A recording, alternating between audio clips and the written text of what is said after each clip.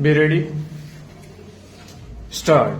Similarly, testimony of PW3 relates to the fact that she saw the deceased along with the accused persons moving on rickshaw towards Khas Bagh around 6:45 p.m. on 30/10/2002 stop. This testimony, if taken to be true in itself, does not establish the fact that all the three persons arrived at Khas Bagh stop.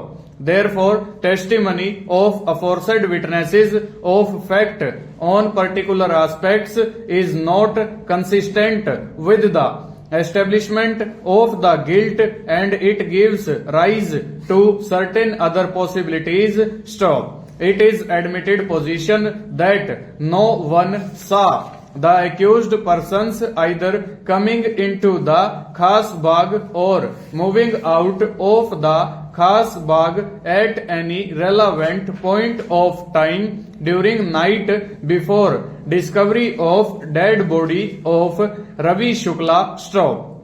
Therefore, various links of the chain in this case necessary for giving consistency to the guilt of the accused persons are found to be missing, and due to which we can unambiguously observe that the prosecution has not been successful in establishing the vital links in the chain of circumstances which, if established, would have conclusively pointed towards guilt of the accused, that they and they alone are the author and perpetrator of the offense to the exclusion of the entire world stanza.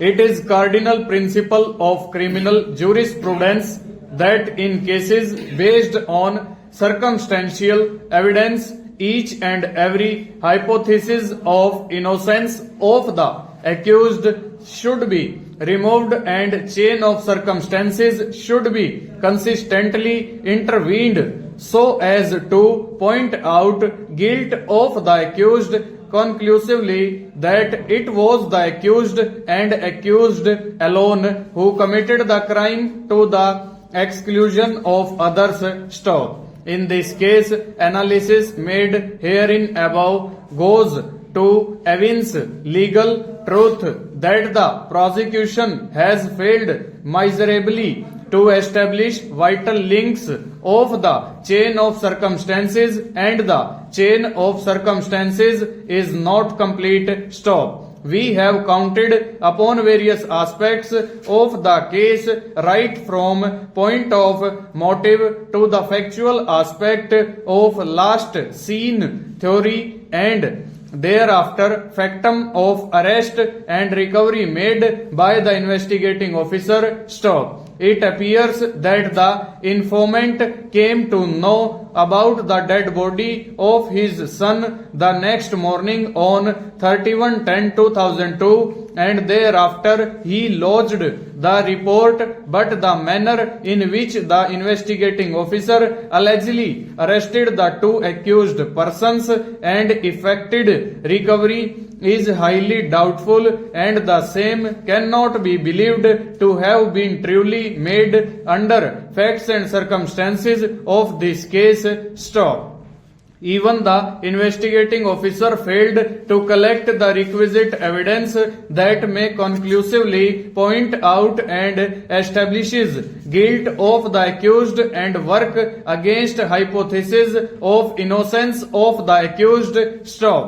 We may sum up that testimony, facts and circumstances open possibility of commission of murder of Ravi Shukla by other persons as well, and every hypothesis of guilt to the exclusion of others against the accused has not been established in the chain of circumstances. Stop. the trial court, while recording conviction against the appellants, failed to properly appreciate the facts and circumstances of the case and recorded erroneous and illegal finding of conviction which cannot be sustained by us for reasons aforesaid. Full stop. Over.